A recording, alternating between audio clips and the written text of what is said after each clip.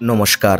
সত্যমঙ্গল চ্যানেলের সকল দর্শক এবং শ্রোতা বন্ধুদের জানাই আন্তরিক শ্রদ্ধা ও ভালোবাসা। আজ আমরা এই ভিডিওর মাধ্যমে অপূর্ব একটি বিষয়ের উপর আলোচনা করব। অলসতা ভাব একটি ভয়ঙ্কর ব্যাধি। যে কোনো কাজের ক্ষেত্রে এই অলসতা তীব্র অন্তরায়। এটি একটি অজুহাত মাত্র, কিন্তু এই আলস্য বা দীর্ঘসূত্রতাকে জয় করা না গেলে ব্যক্তি জীবনে সফলতা আসা মুশকিল। তাহলে কিভাবে জয় করা যায়? আজ এই ভিডিওর মাধ্যমে সেই নিয়েই আলোচনা করব। হাতে কলমে শেখাচ্ছেন স্বামী সোমেশ্বরানন্দজি মহারাজ।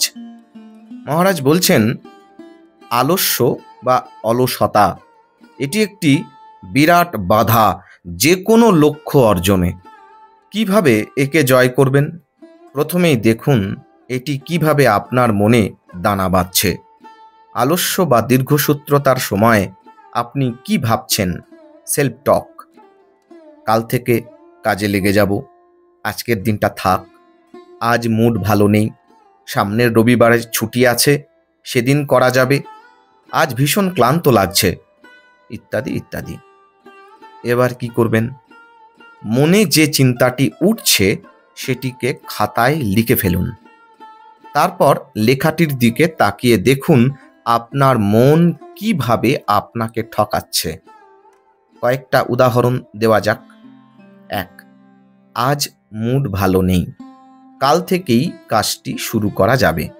এটি কি? মানসিক ক্লান্তি।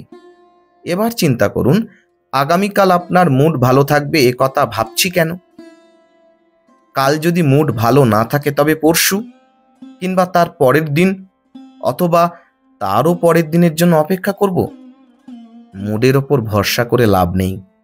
তার চেয়ে আজই কাজটা শুরু করে একটু এগিয়ে থাকা যাক। কি অসম্ভব সুন্দর না? এবার 2 নম্বর পয়েন্ট। আজ ভীষণ ক্লান্ত লাগছে, সারাদিন অফিস করে এসে এখন আর ভালো লাগছে না। এটি কি?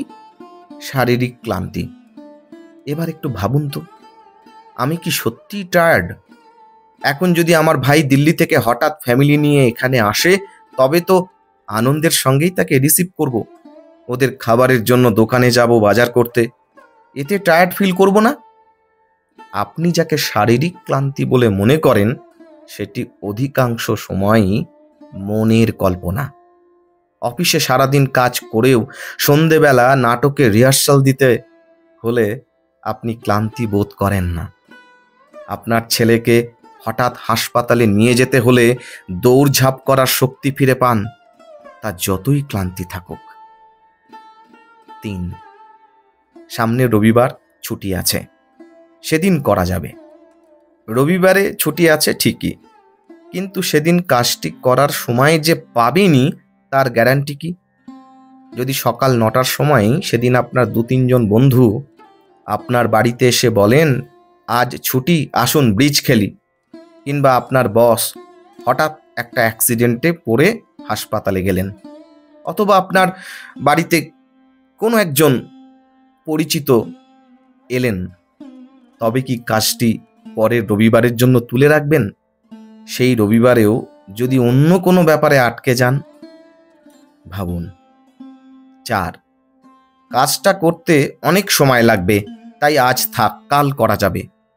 মনে মনে বলছেন অনেক সময়, কিন্তু চিন্তা করেছেন কি প্রকৃতপক্ষে কতটা সময়, মিনিট বা ঘন্টার হিসেবে লাগবে? এই সময়ের হিসেবটি আগে করে ফেলুন। দেখবেন যতটা সময় লাগবে ভাবছেন, তার চেয়ে অনেক কম সময়ে কাজটি হয়ে যাবে।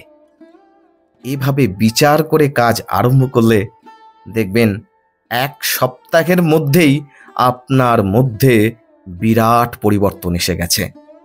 আলস্যকে অনেকটা জয় করতে পারবেন। এমনটাই অপূর্ব শিক্ষা দিচ্ছেন স্বামী সোমেশ্বরানন্দজি মহারাজ। মহারাজের রাতুল চরণে আভূমি লুণ্ঠিত প্রণাম জানাই। আজকের এই আলোচনা আপনাদের ভীষণ উপকারে আসবে। আর সত্যিই যদি উপকারে আসে, তাহলে প্রতিদিনের মতো ভিডিওটিতে একটি লাইক, শেয়ার, কমেন্ট ও চ্যানেলে যারা নতুন এসেছেন তারা চ্যানেলটিকে সাবস্ক্রাইব করে সত্যমঙ্গল চ্যানেলের পাশে থাকবেন। ধন্যবাদ।